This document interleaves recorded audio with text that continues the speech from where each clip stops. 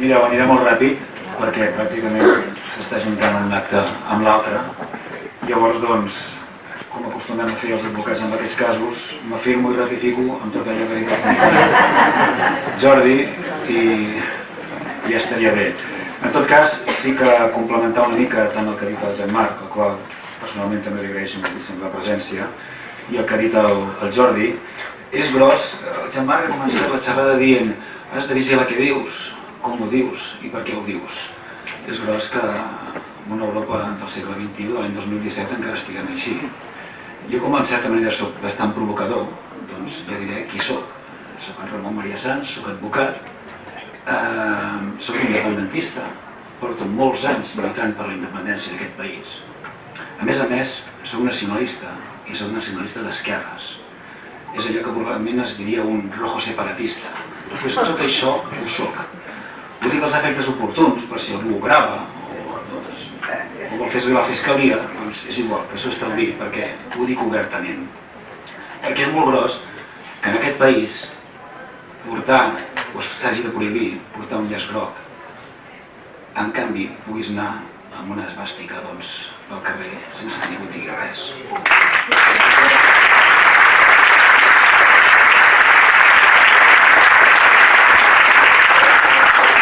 Encara hi ha coses més grosses. I és que això està emparat per un poder judicial. Això és el més gros de tot. Jo dic així, clarament. També és gros que en aquest estat es subvencioni una fundació com la Fundació Francisco Franco.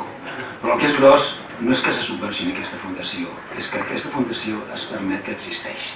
Això ja és gros. Per tant, doncs, considero que dic el que penso i em defineixo com em defineixo.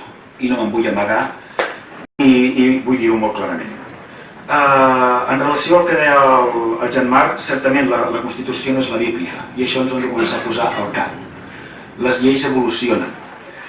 I per què evolucionen les lleis? Perquè la societat també evoluciona i això ho hem d'entendre. La Constitució és una Constitució redactada en el seu temps, en unes determinades circumstàncies i en una societat que pensava i estava coaccionada d'una determinada manera. Per tant, ara aquesta societat ha canviat, ha evolucionat i la Constitució també pot evolucionar i pot canviar. Què passa?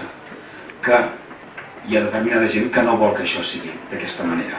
De la mateixa manera, que és ben curiós perquè moltes vegades la jurisprudència, és a dir, hi ha sentències que dicten els jutges, la jurisprudència fa canviar moltes vegades la llei, perquè la societat, la jurisprudència, emana del que és la societat. Llavors, a partir d'aquí, la mateixa jurisprudència fa canviar la llei. En cas del Tribunal Constitucional, això no funciona d'aquesta manera. És ben al contrari.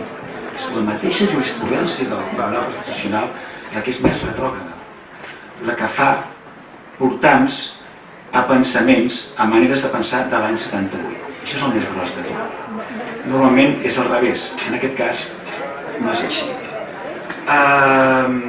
És curiós que has dit que els capellans es van radicalitzar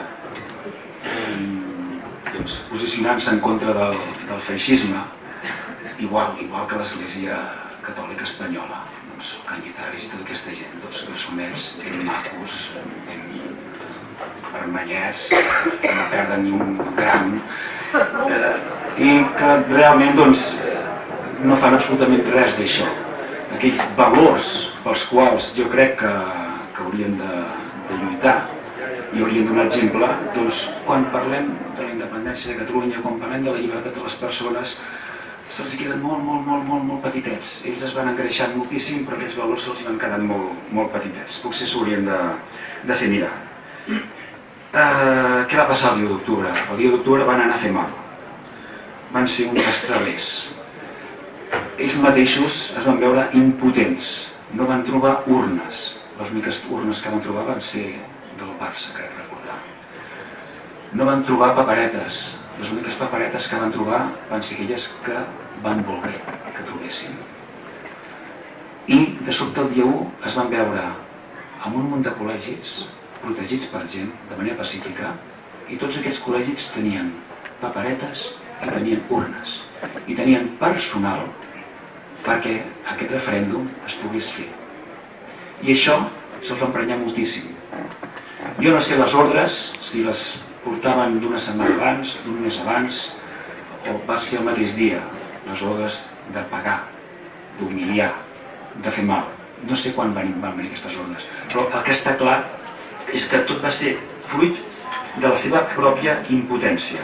Fixeu-vos una mica l'evolució dels fets. Anava tot segons el previst.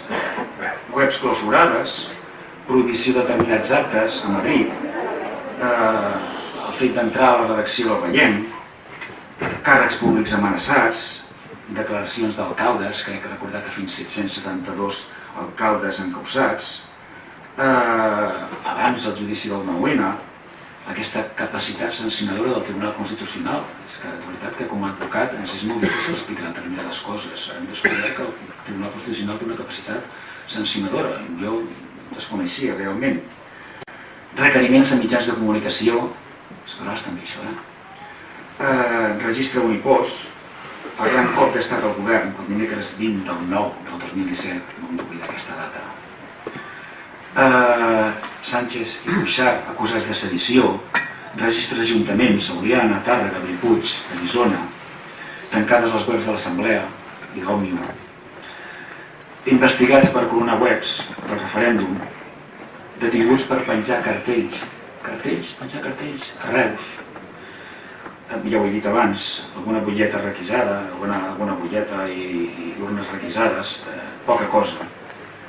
I vam pensar, certament, amb això coincideixo amb el Jordi, que el dia 1 d'octubre es limitarien en els col·legis electorals a identificar les persones que estiguessin allí i ja està. En aquest efecte es van muntar diversos dispositius, a Barcelona se'n van muntar, a Reus també se'n van muntar, a Lleida, a Girona, aquí a Tarragona hi havia 2 dispositius.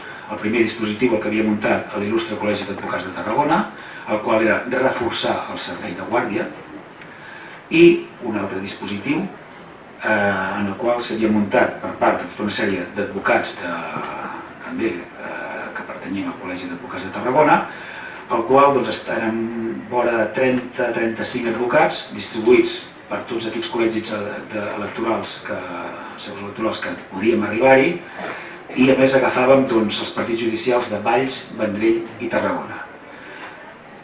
La funció, estàvem tots coordinats entre nosaltres, la funció era donar un assessorament in situ en aquell mateix moment, perquè ens pensàvem que la cosa aniria així.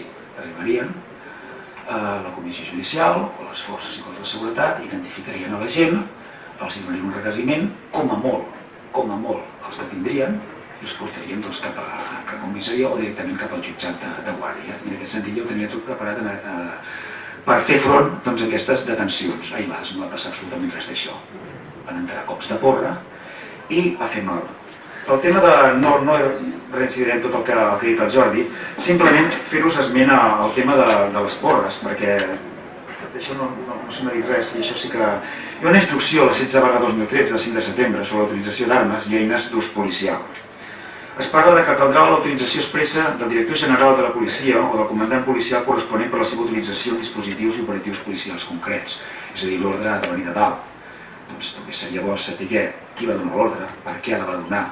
Doncs tot això són determinades coses que no han sortit a la llum i que s'han emparat amb el secret. Quin secret?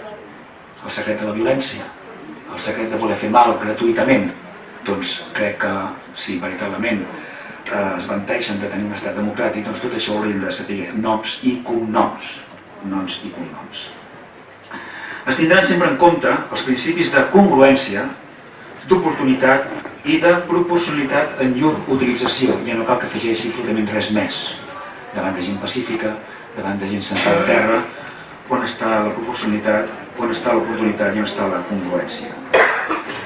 Hi ha 3 situacions, una situació de risc baix, de risc mitjà i de risc alt.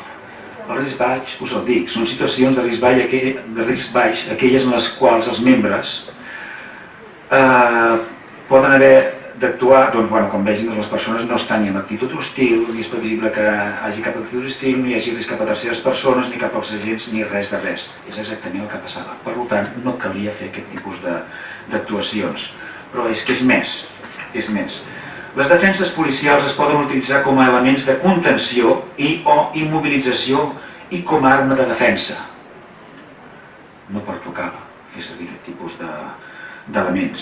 En aquests darrers casos, la utilització del bastó policial ha de limitar-se a un o dos cops curts i secs. Els cops s'han de donar amb la defensa en paral·lel al terra i en parts muscularment protegides del tren inferior del cos, no al cap.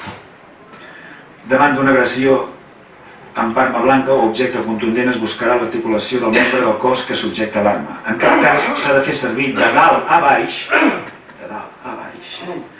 ni sobre zones vitals del cos humà, com ara el cap. La utilització del bastó policial es veu emmarcada en situacions de percepció de risc a partir de nivell mig, en les quals els agents de policia hauran de fer ús de la força contra les persones davant d'una actitud hostil que pot convertir-se en una agressió als agents o a terceres persones. La pregunta és la següent.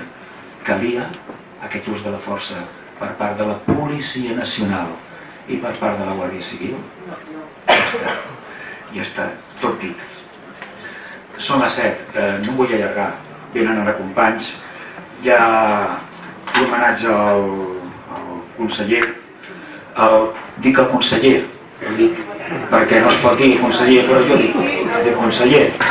Parlaré també de govern de la Generalitat a l'exili i tots aquests termes prohibits, però jo els continuarem fent servir, vull dir que els efectes oportuns. Moltíssimes gràcies per haver vingut i gaudiu ara també de la següent xerrada.